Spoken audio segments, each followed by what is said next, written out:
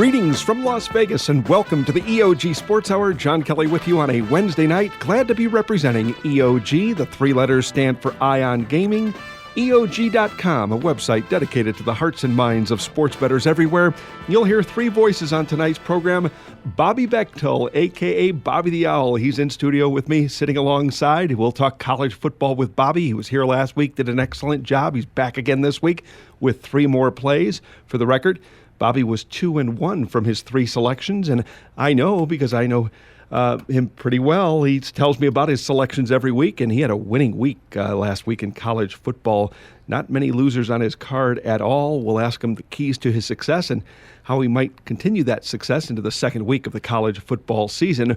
Also on tonight's program, Ion Gaming contributor HEIM.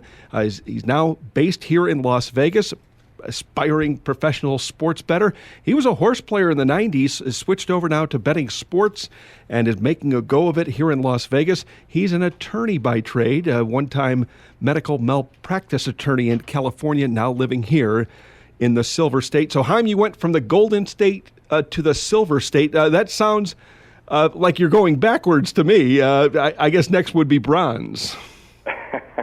Well, I tell you what, Las Vegas has been quite an experience. I still haven't gotten used to the heat, but, when you can get in your car and drive 2 minutes to make a bet, I guess it's all worthwhile. The heat today was staggering. I saw on a bank video screen today 107 degrees at one point this afternoon.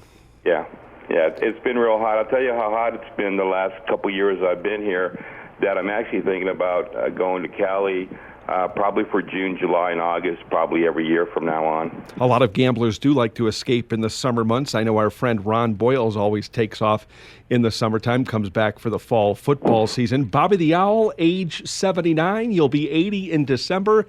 How do you handle the heat? I've been here a long time, John. I've been here since 61, and I just got used to it. I mean, it's when you come from far away or wherever you come from, your blood is kind of thick. But the more sun you observe, your body adjusts to it, and your blood is thinned out.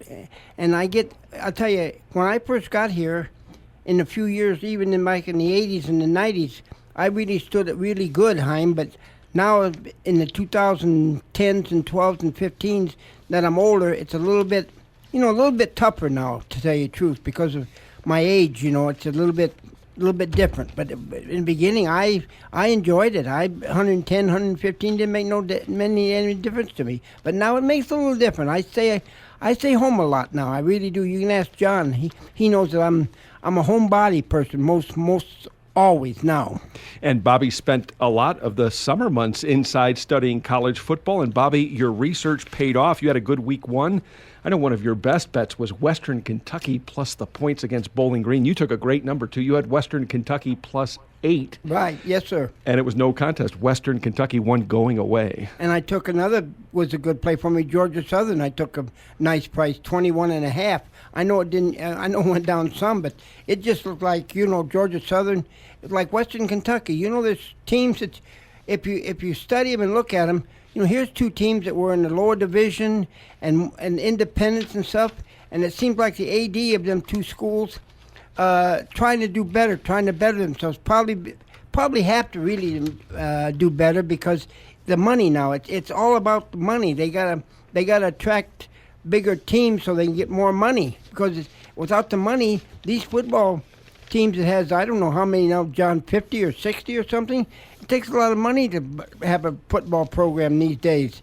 And so they had to come to a better, and so Georgia Southern and Western Kentucky got out of that independent, went to the Southern Belt, and they did so well there. They went to the Conference USA, and I think that's a big move. I think Georgia Southern coming from Division II to Division I, even if it is a Sun Belt, I think the Sun Belt's a better division than that Division II team. That's why I look for things that something like Patrick McQuiggan in horses. He looks for people or things that do something different, and that's what sometimes I got to look at. That's what I look at. Looking for changes, and that sometimes points to the point spread winner. And HEIM, we've seen a lot of college football teams scrambling the last 5 to 10 years to align themselves in powerful conferences. Now it looks like what we've got is 65 teams in the Power 5 conferences, plus Notre Dame.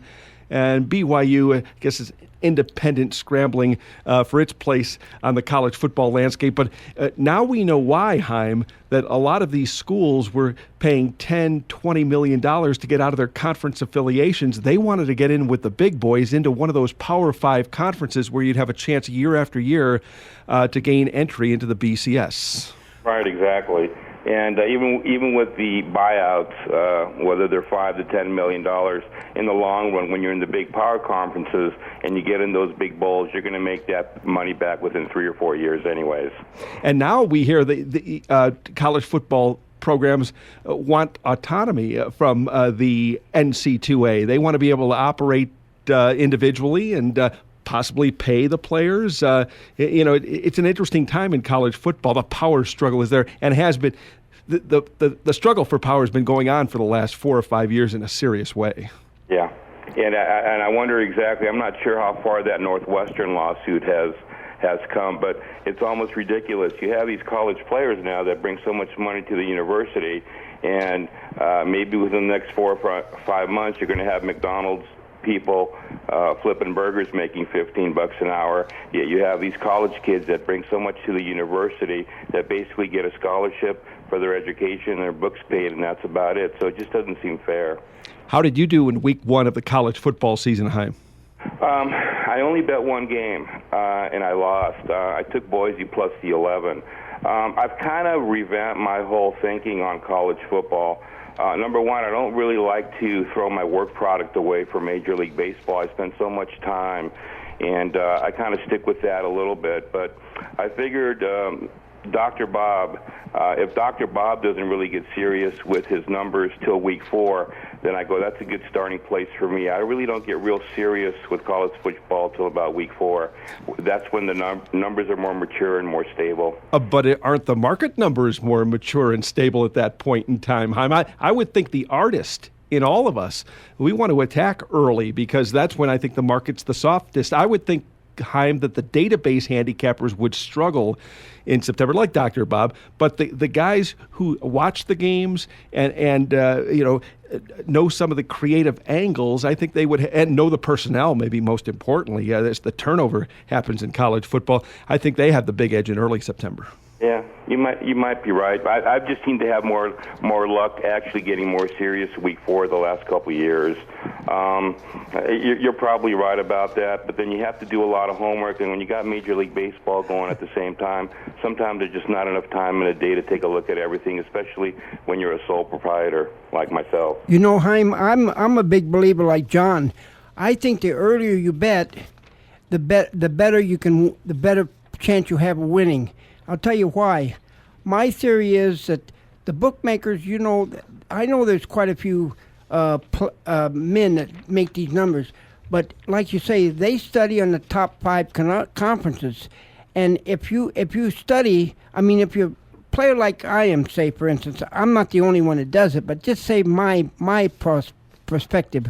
I bet early because I study early. I start studying, especially the extra games and the added teams, because I don't think the bookmakers look as much because they know that they're betting 10, 20,000 maybe on a college game in the top 5, and then in the extra games they're betting you 500 or 1,000 to most. So they're thinking, well, so what's the difference? If we put out a bad number, we'll make it say 25, and someone bets us 500, we'll make it 26.5. So they'll raise it up to, with the only news, they're not losing as much money as if they study the extra games at 5 or 100,000, and then they don't study the big games. So you bet on Georgia -7 for 10,000, and then you bet on make them another number, and you bet on another 10,000. So you're losing 25,000, and in the other side you're losing like 5,000. So that's why I think the early numbers, the early players gets the winners out early, like in the 4th to 5th week. The bookmakers have caught up with everything. You know what I mean? And Bobby, we know let me ask you a question. Okay, you bet a lot of the added games? I bet a lot of extra games. Yeah, I bet 5 extra games last week, HEIM. I bet on Minnesota 1. I bet on Tennessee, Chattanooga 2. I bet against Illinois 3. I bet against Missouri. I think it was Youngstown State. And then I took Nicholas State, and that was the only loss in the extra games I lost was Nicholas State. Believe it or not, I took 27, HEIM, and it came 28, 44-16. Let me ask you a question. Last year on the added board, how often did the favorites win? You know, I never kept track of because I'm not a big favorite player, and I'm not a big dog player. I'm about, John will tell you, probably maybe 60-40 favorites or 50-50 both sides. I don't really handicap, favorites or more favorites than dogs or dogs more. I don't believe it. I believe you got to be, see both sides of the board. Both sides. What's the point of the question, HEIM? Well, I'm going to tell Bobby. Believe it or not, astoundingly, 75% of the favorites covered last year on the added board. And the point I'm trying to make is, you would think the market by week 4 would have corrected the numbers, but no. Some of these added games and some of these small college games, the number is never right when they first put it up. Right. So 75% covered favorites. That's an astounding number for the added game board last year. Uh-huh. Do you know how many? What was the sample, HEIM? Because in September, after September, we see a lot of those added games go by the wayside. Right. Do we not? When they're we don't see FCS against FCS at a lot of sports books. How many games are you talking about? I believe the sample size was about 56 games. Oh, that's it. That's not very many games. No. Yeah, right now they're doing it because these big teams are getting teams that are lower echelon so they can, do their power ratings higher. And then what you got to do after they play these like I'll tell you, for instance, like Minnesota.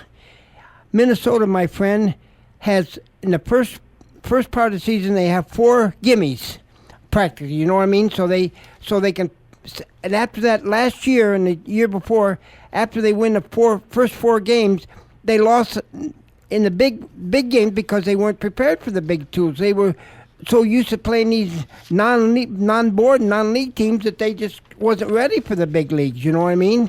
And Minnesota historically, Bobby and HEIM, the Golden Gophers, it seems every year they start out quick. I remember 4-0, 4-0, 2 years 5-0. in a row. How about but they played nobody. They played nobody. And how about this? In the last 10 seasons of the border battle, Minnesota against Wisconsin, Minnie's wound up on the short end. Now, the head coach is doing a good job, Jerry Kill. He's got medical issues, but when he's there, he's kind of a good old boy, country boy, who started a family at Minnesota. Scotty told me about Minnesota. He says, Bobby, he says the kids there at Minnesota really love this coach. They want to play for him because they love him. I mean, it's just a coach that they want to, do good because of his, he's got medical injury problems, and they want to play good for him. They want to play hard. And for those not familiar with Scotty, it's Scotty Shetler, who was at the Stardust Race and Sportsbook back in the day. That's when Bobby was an odds maker at the Stardust. That's how Bobby the Owl gained a reputation here in town.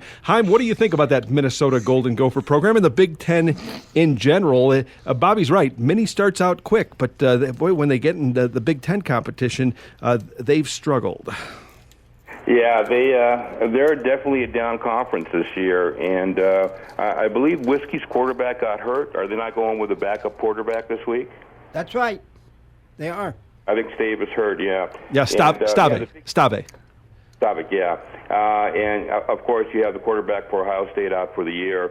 A very down conference, and I think maybe one of the reasons is they haven't kind of evolved with the times. I mean, you still have a lot of 3 yards in a cloud of dust offenses. Not too many spread offenses in the Big Ten, but they're gradually starting to get with the rest of the conferences in the country.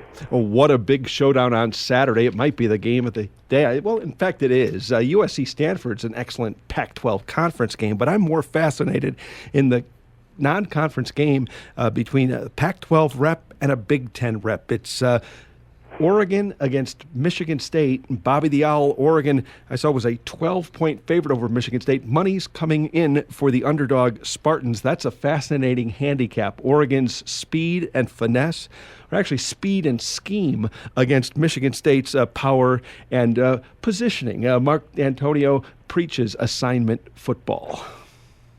Yeah, that's right, John. I think I think the coach. I think the West Coast offense is a very, very strong, and their defense is coming along.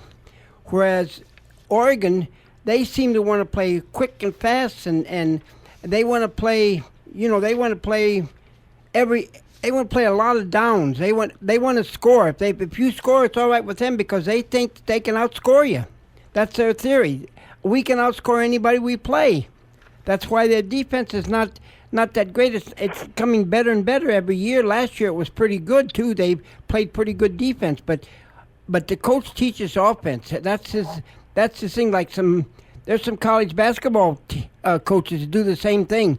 They teach all offense. They don't care nothing about defense anymore. They think some of these new coaches, they think that we can win if we can offense and surprise these teams. And that's some way what the Oregon coach did the same thing, I believe. I think he thought that we can score more than them because we got fast backs and we got that time that we don't call timeouts. We don't huddle much, and we just run up the game and let them catch us. And we see that in the Pac-12 happening a lot. Mark Helfrich is now the head man at Oregon. Oregon bombed South Dakota in the first game of the year, 62-13, while Michigan State was tuning up against Jacksonville State, 45-17. Here's my gambling angle on the game. HEIM, I haven't had a winner in about 3 or 4 days, but on Saturday, I haven't decided which way I'll go just yet, but I think there's a correlation, HEIM, between the side and the total in the Oregon-Michigan State game. I think if you pick the winner, you'll get to the right total. It's either Oregon and over or Michigan State and under. What do you think of that strategy? Right. I think it's very correlated. As I posted, I grabbed Oregon minus 10.5 at the win late Sunday afternoon, only because I didn't think that number would ever pop up again. And I think a lot of the early money on Oregon was sharp. I think there's going to be a lot of I think Michigan State is a sexy underdog, not unlike Utah State against Tennessee. I think a lot of the squares are probably going to be taking the plus 13, maybe plus 13.5 with Michigan State during the week. But I think come game day, come Saturday, I think you'll see some of the sharp money come back on Oregon again. So I grabbed 10.5 with Oregon because I never thought I would see that number again. Real quick regarding Stanford and USC, I actually did play USC today plus 3. With Stanford, I just don't believe you can lose Murphy, Scove, and Reynolds from the defense and not expect to regress a little bit. And just about all the future odds I've seen with USC to win the Pac-10 versus Stanford and some of the national championship odds, you actually have lower odds with USC. So I know it opened offshore 4.5. It's dropped down to 2.5 at some places. Here in Vegas, I played plus 3 today with USC at the South Point. So I've got you on record with USC plus the points and Oregon minus the spot. Leighton, 10.5. That was a bargain. Oregon's current price is 12 at Chris, 12-56. The current numbers in that Oregon-Michigan State game. Bobby the Owl is going to go on record with his top 3 college football selections. He'll do that later in the program. While we have HEIM here, he'll not only talk college football, but he also has notes on FIBA basketball. He's a basketball devotee, a junkie, if you will, and he also has a note or two on Major League Baseball. We'll step aside and take a quick time out right here. When we return, more with Bobby the Owl and EOG contributor HEIM, that's short for Anaheim. You're listening to the EOG Sports Hour.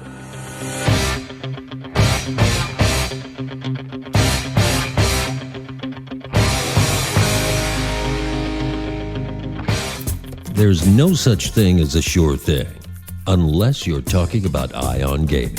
Ion Gaming is a website dedicated to the hearts and minds of sports bettors everywhere. If you're looking for smart, sophisticated sports handicapping information and insight, go to EOG.com. If you're looking for the latest news on the ever-changing landscape of Nevada's race and sportsbook industry, go to EOG.com. If you're looking for the most recent developments involving the worldwide sports betting scene with an emphasis on the leading sports books in San Jose, Costa Rica, go to EOG.com. And finally, if you're looking to join an online community of sports gamblers where registration is free and the information is priceless, go to EOG.com. You get the idea. Why gamble on other sports betting websites when Ion Gaming is a sure thing? And I love a a sure thing. Hi, this is Rick Alec, President of Sports Options. Sports Options is a sports information tool designed to give sports bettors of all types the necessary edge needed to improve their bottom line. With Sports Options, you'll never lay a bad number again. We provide you with live odds from the leading sports books in the world, from Costa Rica to Curacao, London to Las Vegas, and everywhere in between. Sports Options also provides the fastest and most accurate injury information, lightning-quick score updates, and game analysis from 30-year handicapping veteran Mark Simons. We offer affordable services for players of all levels, starting at just $99 per month. To see which service best fits your needs, you can take advantage of our 7-day free trial. No credit card is needed. Just go to www.sportsoptions.com and click on the free trial link. I'm confident you'll be impressed with our product, and you'll find it the most complete and comprehensive on the market. In fact, if you don't like Sports Options after 30 days, we'll refund you 100% of your subscription costs, no questions asked. Go to sportsoptions.com for all the details, or call 702-835-1743, and one of our friendly customer service representatives will be happy to help you. Sports Options, information you can bet on. And we are back. It's the EOG Sports Hour. John Kelly with you on a Wednesday night. Bobby the Owl and HEIM are featured guests on tonight's program. We'll back tomorrow night. You'll hear Ed the Statman. Also, Brent Carter, the poker pro. He'll be in studio with me. And Arturo O'Connor, a.k.a. Viejo Dinosaur, in from Thailand, staying at South Point. I had breakfast this morning with Arturo. We had Chi-Town Joe at the table, Quantum Leap, Jeff KSU, and others. And so it was a fun breakfast this morning with Arturo. He was talking about the offshore sports gambling and the beginnings of offshore sports gambling. Bobby the Owl, you know Arturo well. In 1988, he traveled to the Dominican Republic to start up Chris. I think Chris had started, and I think he was there at the second week of the operation. Yeah, Arturo's a good man. I told John today about, they were talking last night about who went down the islands first, and I was telling John today that it was Sacco. He went down there first. He was forced to go down there, I might say. That's why he went down there. And he's made a big success down there. He's a good man, and he hires good people. Somehow he knows who the right people are, and he hires them and gets the job done. He's been a big success down there, John, all these years. Bobby, you've been well connected here in town. You first arrived here in 1961. Do I have it right that you not only had one stint with Billy Walters, but two? Yes, that's right. You were a messenger better for Billy Walters. That's right, I was. And how did that go? Well, it didn't go too bad the first time. He was a little more generous, and as the years go by, he was a little more for Billy, which I guess most gamblers are for themselves. They had to be. But Billy was all right with me. I'll tell you, I enjoyed working for Billy, and he took care of me and he helped me. I don't know if I told anybody this in the years past, but I was working for Billy at the second time I worked for Billy. I got robbed, and I got hit by back of my head with a gun. Well, Billy took good care of me. He never doubted my word, and he fought for me and tried to find out who it was, and so Billy, he was all right with me. And I never. Where were you when you got hit by the gun? Right in my house, right in my front door. They followed you home. They followed me home. How many? One or two? Or? Just one guy. One guy, and you had no idea who it was? I had no idea. I'd never seen the guy. He was kind of small and husky, and had that gun, and he told me, he says, I want your money. I said, you know something? I don't have any money. I said, I've spent it all on the gambling. He said, no, you haven't. And he searched me, and I had it in my sock where a lot of people don't look, and that's where it was, and that's where he found it. How much did he get? $12,900. Wow, $12,900. Wow. Yep, that's what it was. Why didn't you keep the money in the casino? That's the key right there. I always thought that there was a little bit of hanky-panky going on. At the time, I was working for DeAndre. Him and his brother had that, little bit of thing. Right. DeAndre? Alan DeAndre. Well, Alan DeAndre. Well, I was working for him at the time, and I'd been going to the down on the strip, the Hard Rock. So this one day, and all of a sudden, he told me to get in my car and go down the Showboat. He wanted me to go down the Showboat. That's when the Showboat, I think like 1988 maybe. He wanted me to go to Showboat. So I said, all right. So I went down the Showboat, and I was there all day, all evening I got there about 4:30 or 5 o'clock, and I got off about an hour later. And I called him and I says, I got all this money in my pocket. I says, what do you want me to do? I says, I don't like to take my money because you told me I always had a box wherever I was doing it, and I had a box and hard box. He said, well, it's all right tonight. Just take it home and be careful and take it home. So I did. I took it home, and that's the end gate. That's how I got robbed. Interesting story. I didn't know that was going to come out on tonight's show. But HEIM, it proves that this is a dangerous town. You do have to watch your back. Desperate people do desperate things, and there's a lot of cash out there. There's a lot of guys walking around with $100 bills. Oh, yeah, absolutely. I remember when I first moved here, I was reading an article in the Las Vegas Sun where a poker player at the Bellagio, inside the casino, went to the bathroom, and some guy stuck a knife in his back while he was at the urinal and robbed him for $3,000. And this is at the Bellagio with cameras everywhere. So, yeah, that's another thing about Las Vegas. You really have to be very observant of your surroundings, unlike California. Mm-hmm. Are you gambling and winning these days, HEIM? Are you making a go of it as a sports bettor in Las Vegas? JK, I'm always winning. That's one of the main reasons I came out here. I did a little test run on Pheasants Place for a couple years. College basketball, I was hitting about 55, 56%. And I said, Vegas, here I come. That's why my Twitter page is HEIM to Vegas. Let me put it to you this way. I brought 6 figures out here, exactly 6 figures. I haven't doubled it yet. It's been about 2.5 years since I've been out here, but I'm very, very close to doubling it within the next couple weeks. That's an outstanding accomplishment, HEIM. Job well done. And I like the fact you've kept track of exactly what you're doing. I ran into Kenny the Cop today at South Point. He's a guy who's been in town about a dozen years, I believe. He's got the running total of his success. He says he's up a little bit over $200,000. He keeps track of every single bet. Wow, that's excellent.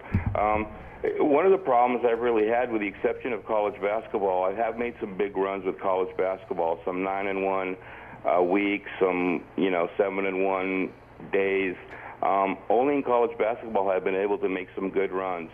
Major League Baseball, college football, it's been trading money, small streaks here, small streaks there, but thank God for college basketball. And I have some inside information, some good contacts in Orange County regarding the NHL. So the NHL has been pretty good to me as well. That's the voice of HEIM, an EOG contributor who's here from California, told us doing well with his bank after 2.5 years as a professional sports bettor here in town. I mentioned Kenny the Cop, HEIM. He told me today before the Oakland-Seattle game started to bet Felix Hernandez as a small dog. He noted Felix's career numbers against Oakland and the fact that the A's have struggled of late, so that was another winner for Kenny. How did you do today on the baseball card? I made one play. I played Todd May, the kid on Minnesota Twins, and I believe the Twins ended up winning. What was the final score? 10-3. 11-4. 11-4. And I actually posted this morning on the forum. It was a little surprising to me. I saw the opener was around -120. You had Danks going for the White Sox, and I know Danks has had some problems at Target Field. I've seen a couple of videos of this kid on MLB.com, and one thing I do like about him, he's big, he has a mid-90s fastball, but he has an out pitch, and that's his changeup. And I figured maybe his fortunes would be reversed today, even though he was 0-4, and it turned out I was right.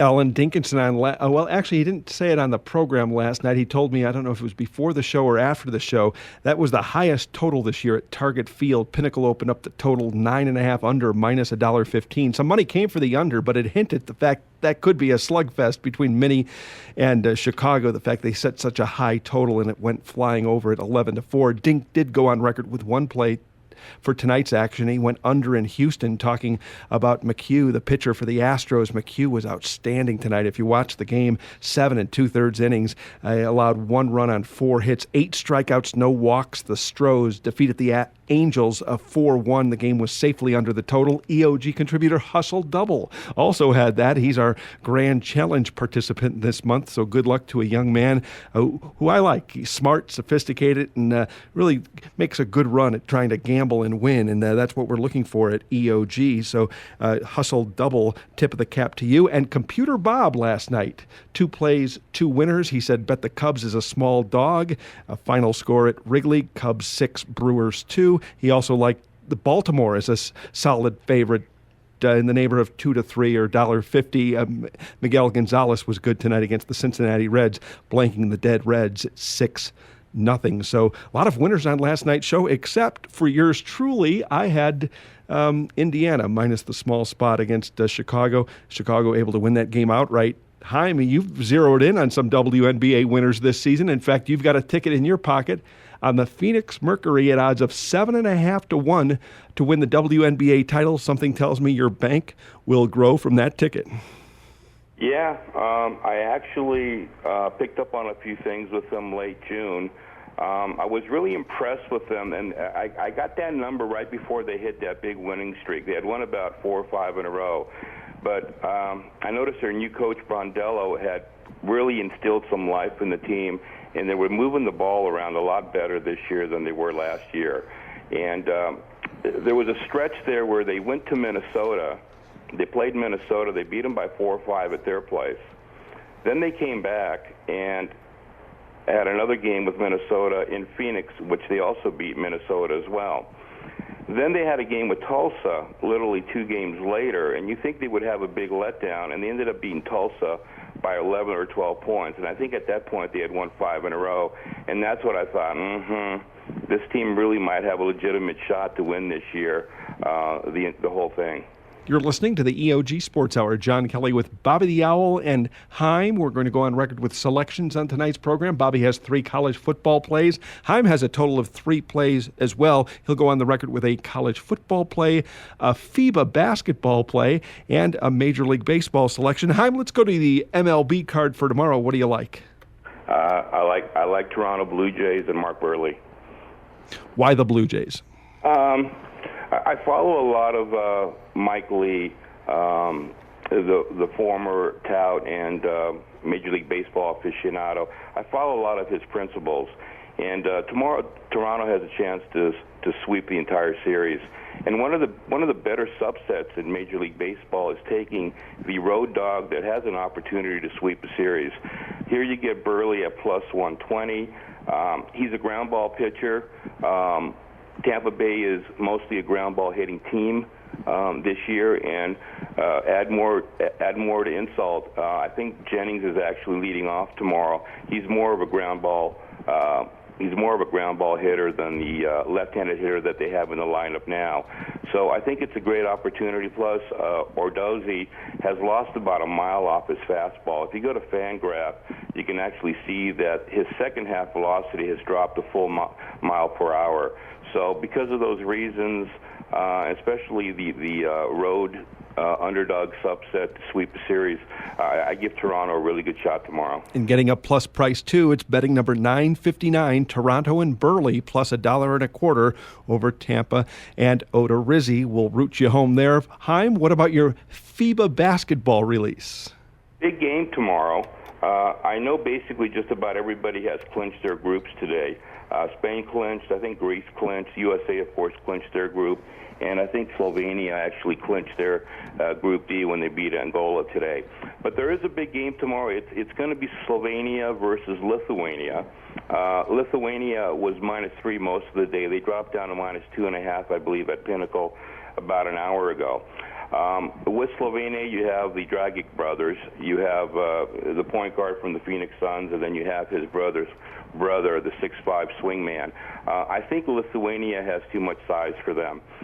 They have Toronto Raptors center in the middle, and they have the Houston Rockets power forward, who also goes 7 foot. So I think they're just way too much size, and they have big guards as well. Plus, Lithuania was the 3rd favorite to win the whole thing, and Slovenia wasn't even in the top 6. So you're laying a small number. This is a big game because the winner of this game doesn't meet the U.S. till the semis. The loser meets the U.S. in the quarters. So this is a big game tomorrow, and I think Lithuania, because of their size, minus a small spot is the right side. Betting number 568, Lithuania -2.5 over Slovenia. Will root you home there. How much FIBA basketball have you been watching? I've been watching quite a bit, actually. I love the international game, and I like the fact that the three-point line is about a foot shorter than the NBA version, and I just can't get enough of Spain. I just love watching those Gasol brothers work and Ricky Rubio passing to them inside. I just can't get enough of that team. What do you think the number will be a week from this Sunday if Team USA meets Spain in Madrid? What do you think the price will be, the U.S. and Spain? Well, something interesting. I thought home court meant a lot in the World Championships, but I read today that the last team to win on their home turf was Turkey back in 1970. So I threw the home court advantage out the window. I think the line will probably USA minus 5.5. And that would be. Do you know the future book prices on those two teams right now from here? I believe right now, Spain is still plus 280, and I believe the USA is minus 165. Very well. So a 5.5, U.S. favored according to HEIM a week from this Sunday if they meet in the FIBA World Cup final. One more selection to get from HEIM, then we'll get to Bobby the Owl's selections in college football. HEIM, what's your best bet in college football? Okay, I'll make it real quick. I'm looking at the Colorado State, Boise State total, and it opened 58.5. It's presently 57. I really do believe that this is a setup. I believe come game day they're going to bet the over. And that's my play, over 57 on the Boise game. Last year on sunny Lubeck Field, they combined for 72 points. This year, Colorado State's offense is much better. Grayson is more seasoned, and then they have the Alabama transfer Hart, who's a big plus in their backfield, as well as Jules, who's a junior college running back from Florida, who had an outstanding game against Colorado. Colorado State's offense is better. Boise State's offense is run by Mike Sanford, who was a whiz with the Stanford offense for a couple years. I know Boise's very, very upset that they went in the red zone a couple times against Mississippi and were unable to score. I saw the press conferences a couple days ago. Their whole goal this week is to get it into the end zone, so I think it's going to be a high-scoring game. Plus, the Boise field plays very, very fast, so I think over 57 is the right side. Over 57 in the Colorado State-Boise State game. It's game 385, 386. It goes Saturday at 7:15 Pacific. Quick question about your Twitter handle, HEIM. If you'd give us that Twitter handle one more time, and a question from our EOG community wondering about when you release a selection, do you post the line and the book you got the line at? On Twitter? Yes. No, I don't. I just post the rotation number, the side, and I always, wherever I've posted picks, I always post the widely available line. So no, I never post the book that I got it at. No. Your Twitter handle? It's HEIM to Vegas. And is that the number 2? HEIM, the number 2, Vegas? In Vegas, right. And HEIM spelled HEIM, and that's short for Anaheim. HEIM, thanks for the contributions tonight. Absolutely. Thank you very much, JK and Bobby. Have a great weekend. Thank you, HEIM. HEIM on the program. He's given us 3 selections. Now we're set to get 3 plays from Bobby the Owl. You were good to us last week, Bobby. 2 wins and a loss from 3 selections. But as mentioned earlier, you had a bigger week than that. Oh, yeah, much bigger, because I had 4 out of 5 extra games. I got one thing to say first about last week before I give out my picks. The Georgia Bulldogs against Clemson.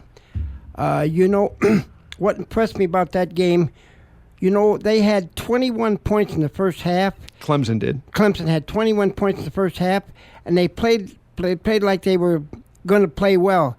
The new defensive coordinator for Georgia is Pruitt, and he held this team down to 0 for 7 first third downs in that game, and they didn't score 100 yards. They didn't score 1 point. So I think the key is, if anybody wants to bet on Georgia, and you get a chance in the second half, look at the second half in the Georgia Bulldogs, and you might have a winner, because this coach, it seems like to me like he's a good watcher. When he watches something, it's like players nowadays. They watch games on TV.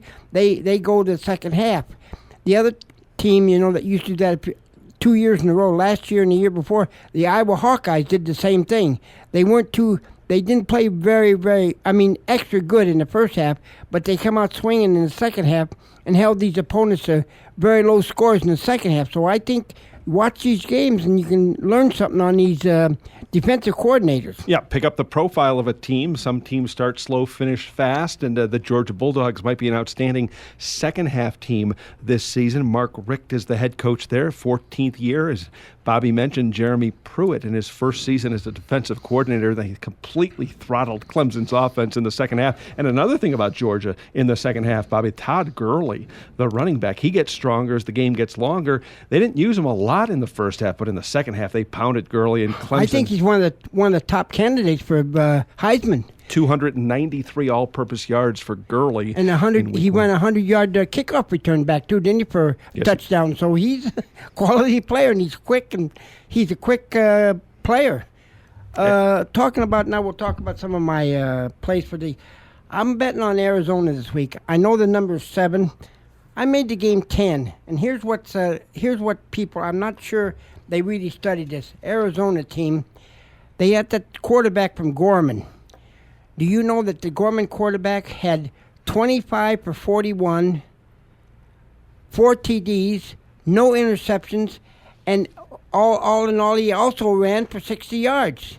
So going into the big stage, I don't think affects him because, Gorman players, they've always been in good play. You remember that one quarterback from way back, the guys that are older, remember HEIM from Nebraska. He was David Hum. David Hum from here too. So these Gorman kids, they're used to these high-powered teams. So I think I'm betting on Arizona -7. I made the game 10, so that's my reason why I'm betting on Arizona this week. And they're playing that game Thursday, a 5 p.m.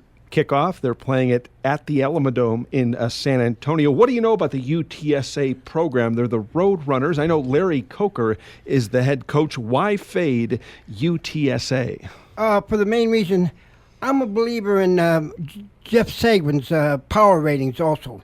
So he's got Arizona in his power conferences. He's got them third. He got the North second and the South's only third. But here's the thing: he's got the power rating of 80, almost 80 for the power rating conference against only 60 for the USA. So that's a big difference. It's a 20-point difference there. And he also he has the team when he makes his power ratings. He's got this team when they're at home. The conference only 3.75 home court advantage.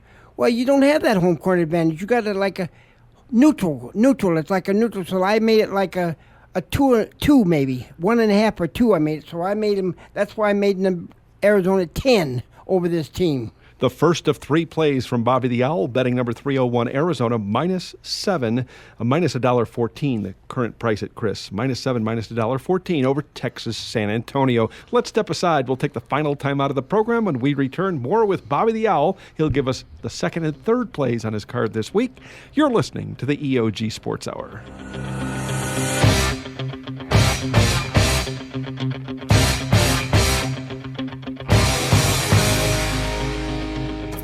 There's no such thing as a sure thing, unless you're talking about Ion Gaming. Ion Gaming is a website dedicated to the hearts and minds of sports bettors everywhere. If you're looking for smart, sophisticated sports handicapping information and insight, go to EOG.com. If you're looking for the latest news on the ever-changing landscape of Nevada's race and sportsbook industry, go to EOG.com. If you're looking for the most recent developments involving the worldwide sports betting scene with an emphasis on the leading sports books in San Jose, Costa Rica, go to EOG.com. And finally, if you're looking to join an online community of sports gamblers where registration is free and the information is priceless, go to EOG.com. You get the idea.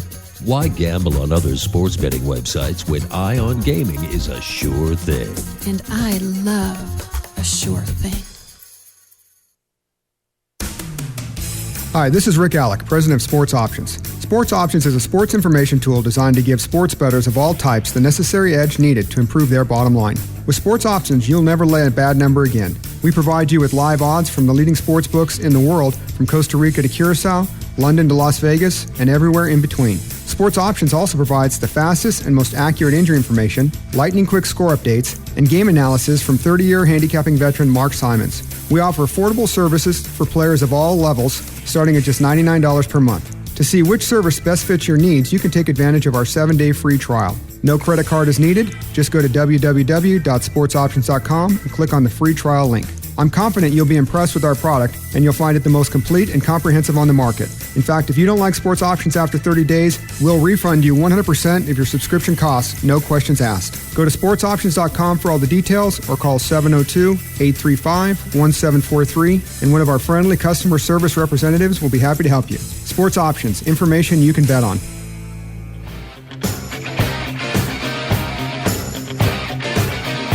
And we are back. The EOG Sports Hour. John Kelly with Bobby the Owl. It's a Wednesday night. We're talking sports and sports betting. We're getting selections for Saturday's action from Bobby. Want to say hello to EOG contributor Cheap Seats. Also Boucher, Inkwell 77, Nedro 9 is listening. So too is 50 Cent. I mentioned Jeff KSU. We had breakfast with him this morning at South Point. He was once a Pepsi distributor back in the Midwest and Texas and Kansas before relocating to Las Vegas. Was a Pepsi distributor here. He was talking about the differences between Pepsi and Coke. He told a very interesting story. I'll tell it quickly. He said one of the big mistakes Pepsi made in their battle with Coke was in the early 1950s. Oftentimes they had this deal with their distributors and their outlets. The distributor would give the Pepsi product to the outlet, and they had a 7-day float. The outlet didn't have to pay for the Pepsi for 7 days, kind of a 7-day line of credit. And so in the early 1950s, there was an organization in California, in the San Diego area, that wanted the 7-day float. And Pepsi said, no, for you, you're not getting that 7-day float. We're not going to offer that 7-day float. So that organization instead switched, instead of contracting Pepsi, they went for Coke, and that organization turned out to be McDonald's. And a big mistake by Pepsi in the early 1950s. Jeff KSU told that story this morning at breakfast, and it's an interesting story for me. College football, we're talking college football with Bobby the Owl. Pro football begins tomorrow. Seattle home to Green Bay. The defending Super Bowl champs are 5.5-point favorites. The total is 47.5. Aaron Rodgers against that Seattle secondary that led the NFL last season with 28 interceptions. That'll be the fascinating matchup tomorrow, Seattle and Green Bay. Since they've started these Thursday night games, the NFL, since 1994, the Super Bowl champs are 17-2 straight up in these Thursday night games, 12-5-2 against the spread. So we'll see if their success continues tomorrow. The home teams on a Thursday night with Seattle taking on Green Bay. Bobby the Owl is here with two more college football selections. Bobby, what's play number 2? The Purdue Boilermakers. Last week, Purdue opened up 12. The whole world bet against them. It went down to 9. That's what they covered. But if you watch the game, they were up in the late third quarter. I think they were ahead by 17 points. So I don't think there's that much difference. They were 12, went down to 9. So the opening number is what I was looking at. I only made the game 10, so I'm going from a 10 last week. They made 2.5. Opened up 2.5, and now it's 3.5. I laid the 2.5. I made the game 4.5. So I'm betting on Purdue because I don't think there's as much difference between Central Michigan and Western Michigan. That's why I'm betting on Purdue this week. Minus 2.5 in my pocket. So the Big Ten over the MAC, you can lay 3 minus $1.12 at Pinnacle right now. There are 3.5s out there as well. Betting number 318, Purdue over Central Michigan. Third and final play, Bobby the Owl. Now here's the problem, fellas. I've got Western Kentucky in my pocket, plus 7. Someone get it for me because they knew I liked it and they bet on it. It's down to 6 now, so it's not as big a game as it was. What I like about Western Kentucky is what they did not only last week but this year. they went into a different conference, a Conference USA from the Sun Belt Conference. So I think this team is in the right track. I think the Western Kentucky president and the AD and everything is trying to make their team a class team. Like if people remember right, in the olden days, Western Kentucky was a top team in the basketball. They were really, really good. They went to Final Fours and Big Eights and stuff like that. So I think Kentucky's back. Western Kentucky's back. But like I said, I took 7. It's down to 6. So I recommend you do whatever you want. If you want to take 6, take 6. But I took 7 on the game, and I like them. What did you make the game? I made the game. I made Illinois 4.5. You made Illinois only 4.5, so Right. plus 6. Yeah, that's an interesting dilemma for gamblers. Bobby with the plus 7, Western Kentucky plus 7. Plus 6 is a slightly different bet, but I would suggest handicappers and gamblers make that judgment for themselves in terms of risk personality. One thing we saw, Bobby, in week 1 in college football, some numbers came into play. Wisconsin LSU is critically important, what number you got. And I think with the power schools, I think the numbers mean a little more. The numbers are a little tighter, so you've got to be a little more careful with those half points.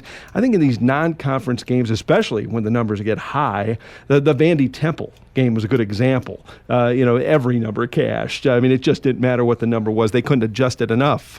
And with these intersectional matchups, too, like in Illinois, Western Kentucky, I would think if Western Kentucky is the right side, I think you'll be just fine at plus 6.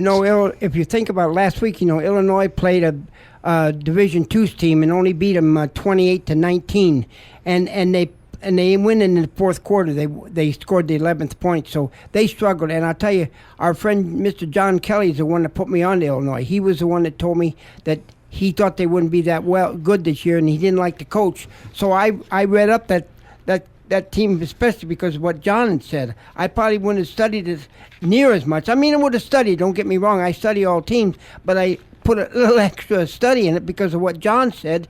So he kind of helped me in handicapping the Illinois Illini. That's what he did for me. So I appreciate it. I won a bet last week because of it, and this week I hope to win another bet. Yeah, and you listen to everyone, follow no one. You get tips from anyone you can, and that's good, especially Bobby, with the volume of information that's out there. I'm beginning to think, as a gambler, as a lone soldier, I might be better off, instead of trying to be an originator and study and search the websites and watch all the games, if you might not be better off just processing the information, letting others gather the information for you, and then just being a decision maker. One thing I like to do with numbers, especially, I don't want to, in college basketball, I don't want to be studying the box scores and compiling numbers. I want to look at Ken Pomeroy's website, and let him do the work for me, and then I'll analyze the numbers. But in terms of the data and compiling the data, it just takes too much time.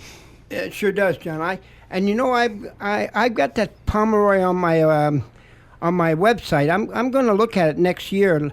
Everybody was talking about it last year, and I didn't follow it at all last year. And I had a big year. Tell you the truth, I had a big year in basketball, but I was maybe having a bigger year if I look at some of his things because 2 or 3 heads is better than one, always better. Love the idea of collective wisdom. That's what we're trying to put across at Ion Gaming. It's a work in progress right now. We're 3 days into the new beginning, the fresh start. We still have some things to iron out, but I like the mood and the tenor of the conversation thus far. So headed in a new direction. Tomorrow we'll have on Ed the Statman, Brent Carter, and also Viejo Dinosaur. Friday night we begin our matchups featuring Railbird, the outspoken Railbird, to be on the program Friday night. His first opponent this year will be Computer Bob. 7 games, pro or college sides or totals. Should be fun to have Railbird and Computer Bob on the same program at the same time. That wraps up our fast-moving show.